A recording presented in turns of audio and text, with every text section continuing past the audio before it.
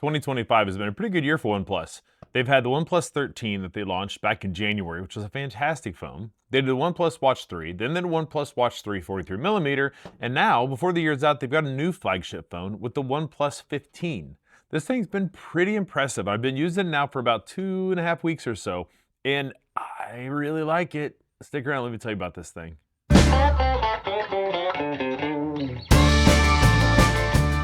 Hi, I'm Chris with Gadgets and Gravel. I was sent this phone for review and testing purposes. However, neither OnePlus or any PR agency will get any input on this video before they see it or before I make it, any of that stuff. This is all just me, all right? So with that out of the way, OnePlus 15. This is the Sandstorm Edition, and they've got two other colorways this year. They've got an infinite black and an ultraviolet. Now, the ultraviolet is going to be exclusive to OnePlus and on Amazon in limited quantities, and it's a pretty cool color. I'll drop an image in here real quick so you can see all three colors together, but it's a really cool color.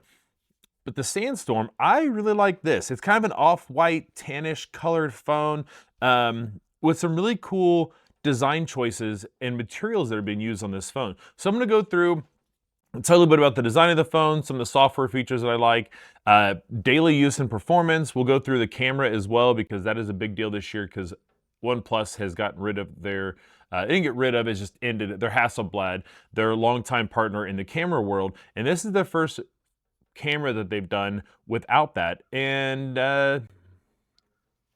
we'll talk about that when we get to it. So let's jump into the design of this phone. So right off the bat, we've got a nice 6.7-inch display here. OnePlus has reduced the bezels. I'm going to put a list of all the specs up to the side somewhere around here so you can see all the specs to make sure we get everything correct in this. But it's a 1.5K, so not a 3K, not a 2K, not a 4K. So we did downgrade the display a little bit from the OnePlus 13 to 1.5K, but we've also got, we've shrank the bezels a lot. We got 1.5mm bezels all the way around, so it's uniform bezels. And with that display, it's also an LTPO display at 165 Hertz. So what that basically means is that at an LTPO, it means that they're able to reduce the refresh rate from 165 down to help save battery life. So the more times your screen refreshes, the more battery it's going to use, obviously. So they've got using LTPO, which allows them to reduce that on things when you're just sitting there reading something. You don't need a high refresh rate. When you're playing games or watching movies and things like that, a higher refresh rate is helpful.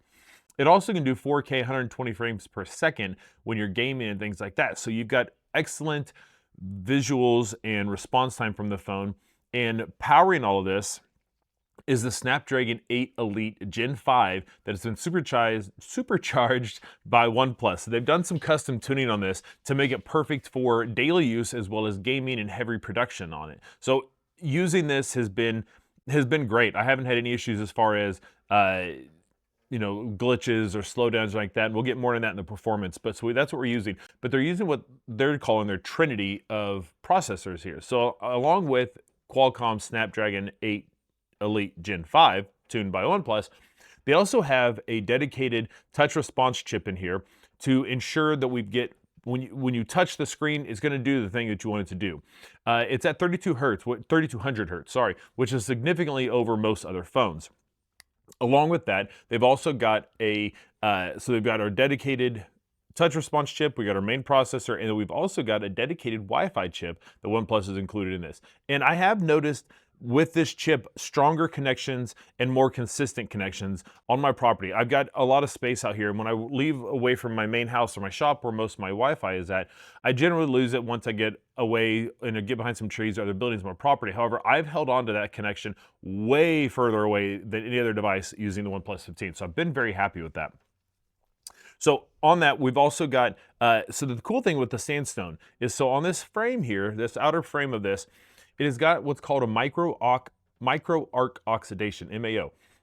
And it's chemically or electrically binding materials to the frame of this to make it really, really durable. So it's actually over 3 times, like 3.4 times harder than aluminum frames, and then 1.3 times harder than titanium frames. So that is a really cool thing. It has kind of a nice texture to it. The part that I like about it, aside from the durability and stuff like that, the frame actually kind of matches up with the back of the phone, so you don't have, it doesn't stand up. It seems like a more uniform design. I really like that. And they use the same treatment process to the housing around the camera system.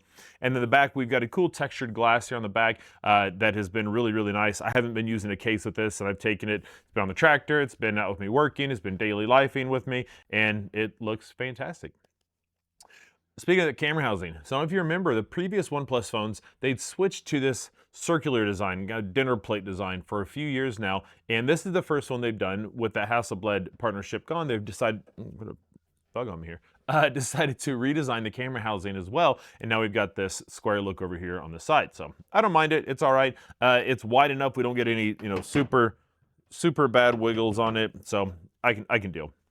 And that's what we got there. The display itself, super bright, very clear. I know it's 1.5K and not the 2K, 3K, 4K, or whatever else we're looking at here.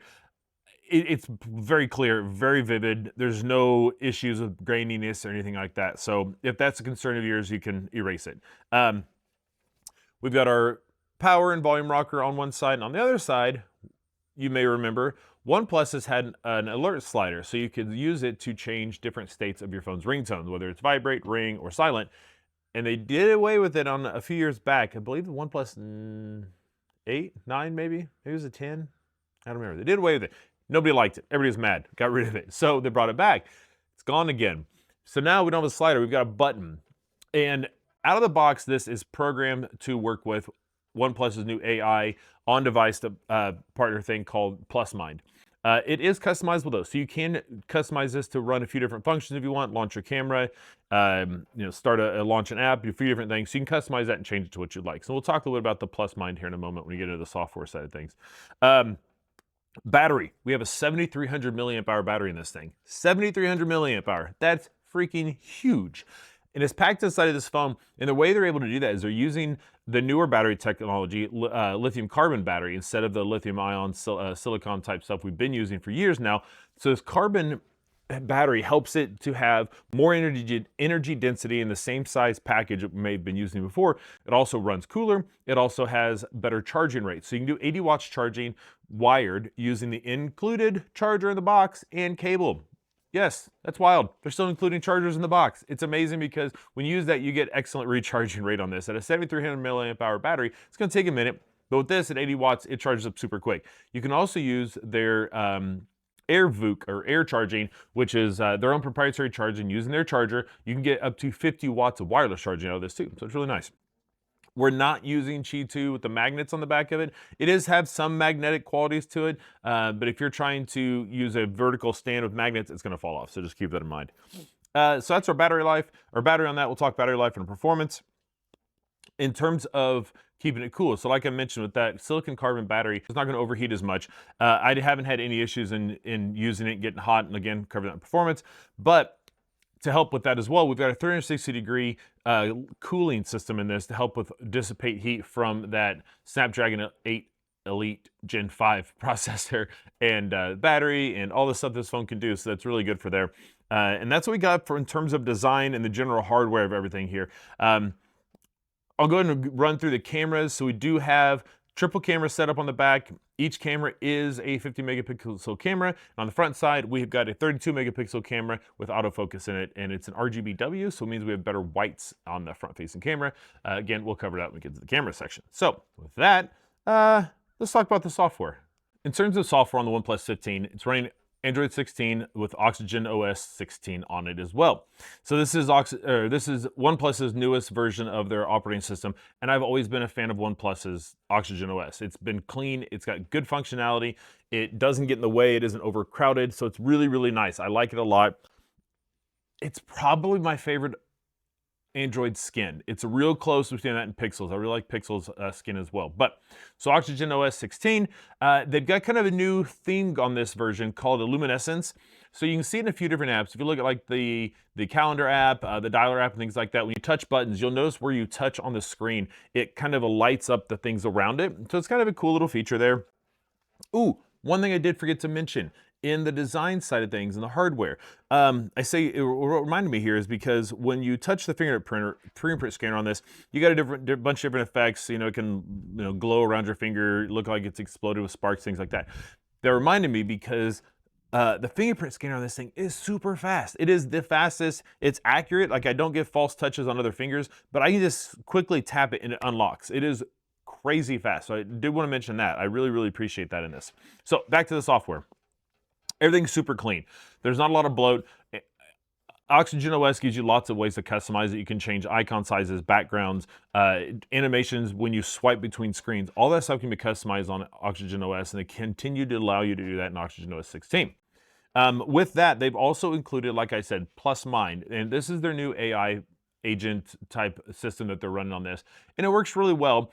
It's got some cool features to it. I'm still not on board with using AI a whole lot in a daily sense. There's different ways you can leave notes inside of it, and it will help to analyze those notes for you, make it easy to recall information. The part that I've really liked is taking screenshots. So you can use it to take a screenshot, whether you leave this side button programmed for your Plus Mind, and if you change it off, the other way you can access it is a triple finger swipe down on any screen. And it will take a quick screenshot of it, save it for you, but then analyze it. And if there's dates and things like that within it, it'll go ahead and suggest calendar edition. So you can tap on it, quickly add a date to your calendar. It'll summarize the screenshot for you so you can look at it and get just a summary of what the information is on it. So it's really, really helpful. But there's a bunch of other AI features on the phone paired up that work within the Plus Mind section. That kind of gives you a lot of different features. If that's something you're into, you can definitely check it out. I haven't had any issues with it. They don't get in the way. If you don't use them, you don't have to. But the Plus Mind has been pretty helpful in terms of the screenshots and help me remember things like that. It does also integrate with Google's Gemini. So with that, if you use Gemini, you can say, hey, G, I'm not going to say it to set off everybody's devices. You can say, hey, G, show me, help me find out what's going on in my Plus Mind related to this event. And it'll analyze it and help you go through some things. You can ask questions, and they'll work together to help you really get things done on your device. If that's something you want to do, that integration is really nice to have there. Using the phone has been super fast. Having the Snapdragon 8 Elite Gen 5 with the software on this is very clean. Everything moves fast. Swipe between screens, jump between apps. I don't have hiccups. Everything launches. Things stay in memory really well. I did also want to mention that you do have multiple options on the phone as far as internals with your RAM. You can get a 12 or 16 gigabyte, 256 or 512, and the 16 gigabyte uses LDPR 5 Ultra Plus, so very fast RAM within these phones, which aids in the software being super smooth and jumping around between things.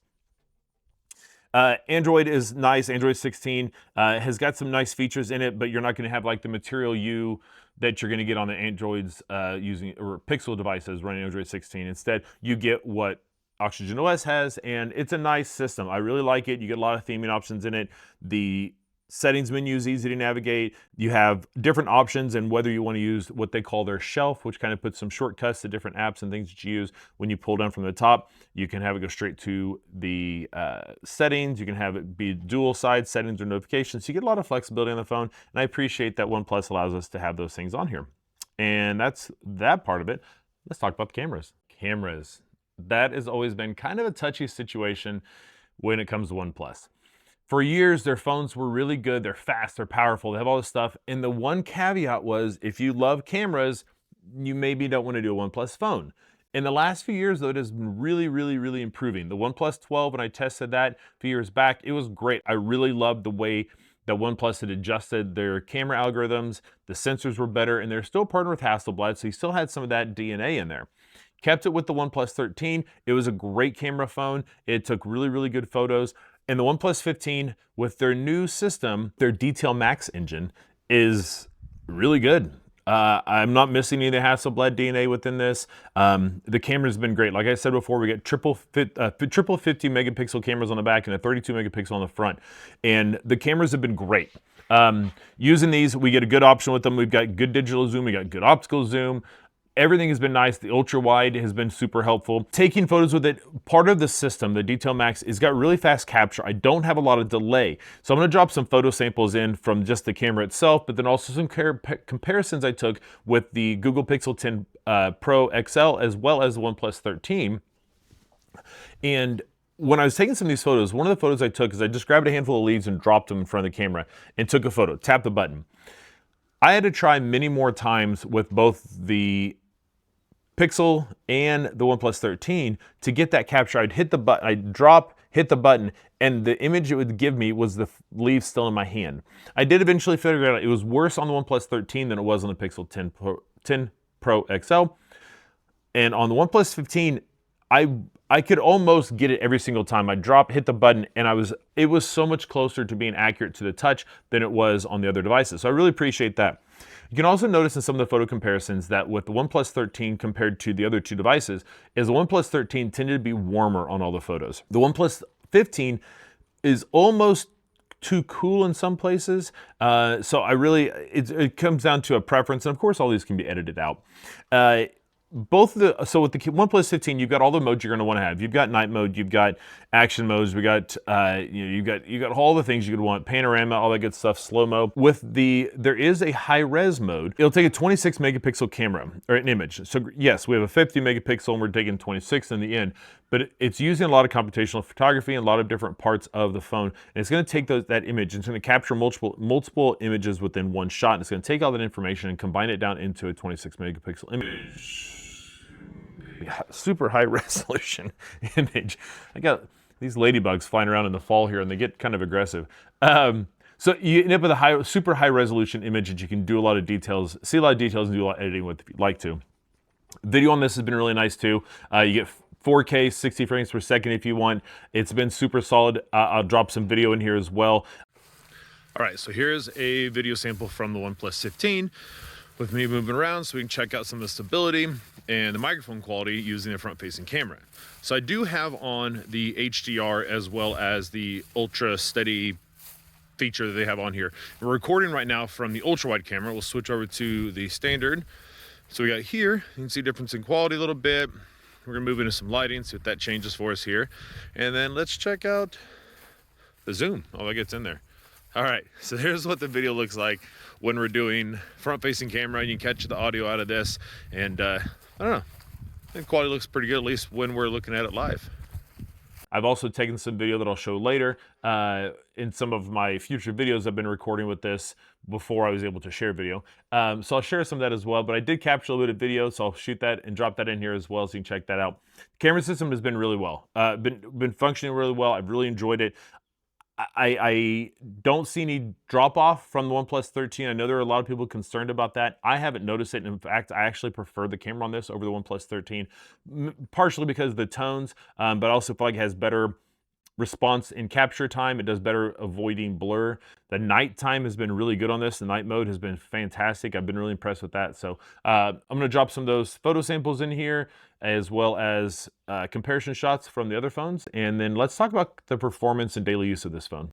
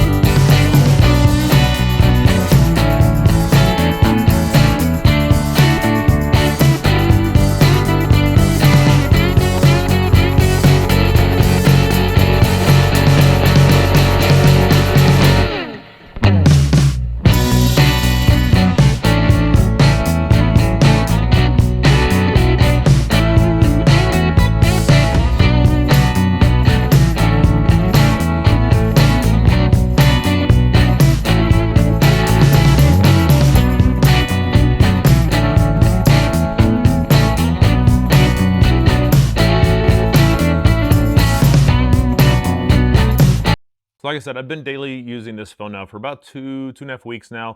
Been using it with the OnePlus Watch 3, and the phone's been great. guys, that the OnePlus tuning of the Qualcomm Snapdragon 8 Elite Gen 5, it has really worked well. This is the first phone I've used using that processor. It's one of the first phones using the processor that's out. And it's super snappy, very fast. I have far fewer hiccups when changing between apps and doing things within an app than I have on my Pixel 10 Pro XL and the OnePlus 13. Not to say those are slouches, but when you got the power of that processor with 16 gigs of high-speed RAM, you don't expect to have those hiccups, and I don't. Daily use has been great. There's been a few times when an app will load and I'll tap the keyboard and the keyboard doesn't do anything. Like nothing happens when I type. So if I shut the keyboard down, bring it back up, it works fine. Once or twice I've had glitches where I've been on a screen and if I swipe to another app and come back and go to move on, scroll around the page, that it won't move. And I don't know if that's just a glitch in the OS or a glitch in the app or what that is. It's been rare. It's happened maybe 2 or 3 times since I've been using it. And the solution is I just swipe out of the app and come back in and it works again. So I'm not sure where that hiccup's coming in at. Daily use has been great. Moving in and out of apps, using the different features on it, all of it's worked great. I've had no hiccups on it, aside from the few that I mentioned. The battery life has been amazing. I run a lot of different apps on my phones. Many have location turned on between weather apps, security apps, things like that. When I leave the house and come back, I use the geofencing on those. So I have a lot of apps that are constantly pinging GPS or different parts of the network and things like that. And most of the time, by the end of the day, even if I'm not leaving my house, if I don't put it on a charger, most phones are hitting that 20% mark by the time I'm going to bed around 10 o'clock. The OnePlus 15 has not been that. I have not had any issues with this. This thing holds charge really well. When it's on standby, using it, it does a good job there. I have probably the closest I've come to killing this thing in a day. I got it to 32%. That's the closest I've gotten. So I definitely feel no concerns in taking this on a trip, going somewhere and not having a charger with me during the day, knowing that I can plug this up at any point in time if I need to and get 80-watt charging and just zip this thing back up in no time is really helpful to know. And I'm glad that OnePlus includes that in the box. In terms of other accessories, they do have some really cool cases out there, as well as a neat screen protector that goes on this as well. I didn't get any of those accessories to test, so I can't say much about those, but OnePlus has always done good with accessories, so hopefully those are nice, and hopefully I get a chance to check those out. Let's see here. Daily use, like I said, it's been great. It's been fast. I do miss the foldable experience. Sometimes I want to open up and have the larger screen. So the OnePlus Open is a great phone if you want to stay in the OnePlus world. And so I really hope to get a OnePlus Open 2. Maybe that'll be 2026, hopefully, since we didn't get one in 25, I hope. So it's been really nice. The fingerprint scanner is super fast. Daily use, I don't have any complaints with it. So yeah, let's wrap this thing up. So the OnePlus 15. It's a good phone. I know there's gonna be some complaints about the downgraded screen. The cameras have been a little different. I haven't experienced any issues with it. The camera's been great for me. It's fast. The complaints I could levy out here, most of the time your Android phone's a double click on the home button launches your camera. That's not an option here. You have to, if you want to do a double click to open, you have to use the volume, double click down or up when the screen is off. The downside with that is if I'm playing music through Bluetooth, through my phone or on my headphones or something like that, and I hit that, all that does is change my volume. So that's a downside there. You can program the new side button, plus mind button. You can change it to camera if you want and do it through that option. So you do have that option there, but I wish I could go back to, let me use the power button. Just let's keep it there. But that's really the only complaint I have had. I wish I could say more. I wish I could be more upset about the phone, have more complaints, but I really don't. It's been super solid, fast, camera's really good. If you're a gamer, you're gonna have super time gaming on this. It's got a dedicated, a revamped accelerometer and gyroscope in it for better accuracy if you're doing games, driving games, things like that. You've got the high refresh rate, you've got the ultra fast touch response. So if those are your things you're into, this is your gaming phone for productivity. It's got plenty of power and RAM to keep things in memory and storage. Plus Mind, the AI system, is helpful if you're into using that. It's got transcribing, it's got AI language. The screenshot option is fantastic for keeping those things in order and summarizing screenshots and keeping it all in the same place. So I wish I could say that I'm disappointed or there are more issues with this phone than there is, but I really don't have any issues. It's been a fantastic phone. In terms of pricing, like that's another feather in OnePlus's cap in this situation. While the phones aren't the super cheap devices we used to have back in the day with like the OnePlus 1, 2, 3, 5, this phone starts at, if you get the 12 gigabyte version with 256 megabytes, 256 gigs of storage, you're starting at $899. $100 more, you can jump up to 16 gigs of the ultra fast RAM, as well as 512 gigs of storage for $100 extra. So you're coming in at $1,000, $999 and $899, depending on which version you choose. So OnePlus has killed it with this device. I love this phone. It's been great. So if you have any questions, drop them down below. Put links to the device and everything else in the comment or in the description section. So if you have any questions, leave them down below. I'll try and help you out best I can. I've got tons more devices coming up.